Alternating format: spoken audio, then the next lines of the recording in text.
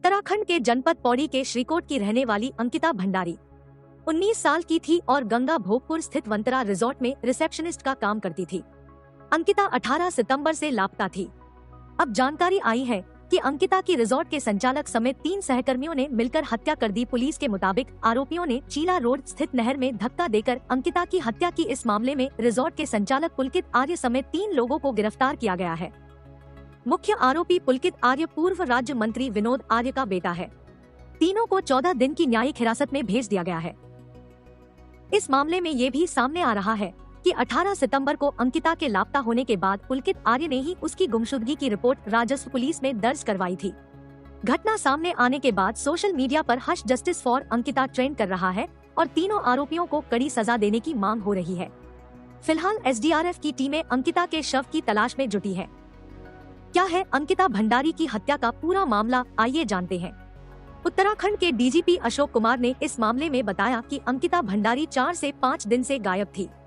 जिस इलाके से अंकिता गायब हुई वो राजस्व पुलिस का क्षेत्र है और पटवारी ने अंकिता की गुमशुदगी की रिपोर्ट लिखी थी। उन्होंने बताया कि 22 सितंबर को मामला रेगुलर पुलिस के पास आया और लक्ष्मण झूला थाने ने मामले की जांच शुरू की। उन्होंने बताया कि मामला पुलिस के पास आने के बाद 24 घंटे के अंदर जांच के बाद उन्होंने तीनों आरोपियों को गिरफ्तार कर लिया है। पौड़ी गढ़वाल पुलिस से मिली जानकारी के मुताबिक शुरुआत में इलेक्ट्रॉनिक सर्विलांस और सीसीटीवी फुटेज की जांच में पुलिस को पता चला कि 18 सितंबर की रात करीब 8 से 9 के बीच में अंकिता पुलकित, सौरभ और अंकित के साथ ऋषिकेश गई और वहां से वापस आई थी। रिजॉर्ट के कर्मचारियों ने पुलिस को बताया कि 18 सितंबर की शाम को अंकिता काफी परेशान थी और एक कर्मी से फोन पर बात करते हुए रो रही थी। रिपोर्ट के मुताबिक व्हाट्सएप पर भी अंकिता ने अपने एक परिचित को अपने परेशान होने की बात बताई थी। रिजॉर्ट कर्मियों ने ये भी पुलिस को बताया कि अंकिता उस रात करीब 8 बजे तीनों आरोपियों के साथ निकली थी और रात 10:30-11 बजे के करीब केवल तीनों आरोपी ही वापस आए थे। अंकिता उनके साथ नहीं थी। उस रात तीनों ने कुक से खाना बनवाया और अंकिता का खाना अंकित उर्फ पुलकित गुप्ता ने खुद उसके कमरे में पहुंचाने की बात कही। पुलिस के मुताबिक रिजॉर्ट के कर्मचारियों से पूछताछ के बाद पुलिस पुलकित आर्य, अंकित उर्फ पुलकित गुप्ता और सौरभ भास्कर को पूछताछ के लिए थाने लेकर गई। यहाँ पूछताछ के दौरान तीनों ने अंकिता को नहर में धक्का देने की बात स्वीकार की। आरोपियों ने जो पुलिस को बताया उसके मुताबिक 18 सितंबर की शाम अंकिता और पुलकित के बीच किसी बात को लेकर विवाद हुआ था। तब पुलकित ने अंकिता को ऋषिकेश घुमाकर लाने की बात अंकित और सौरभ से कही। इसके बाद एक बाइक और एक स्कूटी से चारों लोग ऋषिकेश के लिए निकले। चारों AIIMS ऋषिकेश पहुंचे और वहां से लौट आए। वापसी में बैराज चौकी से करीब 1.5 किलोमीटर की दूरी पर पुलकित और अंकिता अंधेरे में एक जगह पर रुके थे, चीला रोड पर नहर के किनारे। वहीं रुककर चारों ने मोमोज खाए और तीनों लड़कों ने शराब पी। इस दौरान अंकिता और पुलकित के बीच फिर विवाद होने लगा। आरोपियों ने पुलिस को बताया कि अंकिता अपने दोस्तों के बीच उन्हें बदनाम करती थी और उनकी बातें अपने दोस्तों को बताती थी।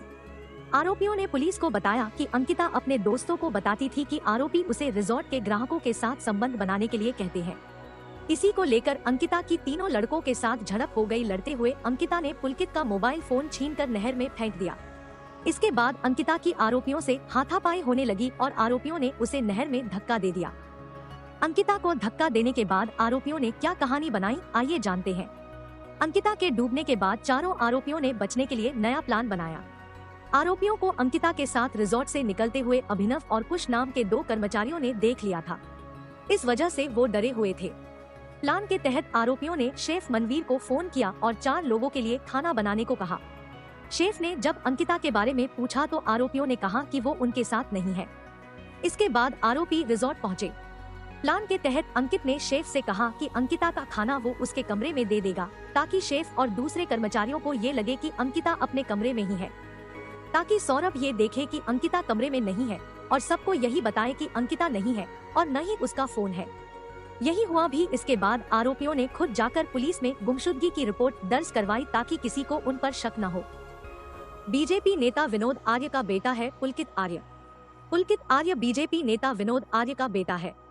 विनोद राज्य मंत्री रहे हैं। बीजेपी ओबीसी मोर्चा की राष्ट्रीय कार्यकारिणी के सदस्य हैं और यूपी के सह प्रभारी है। विनोद आर्य के बड़े बेटे अंकित आर्य दर्जा प्राप्त राज्य मंत्री है और इस वक्त वो राज्य पिछड़ा आयोग में उपाध्यक्ष है।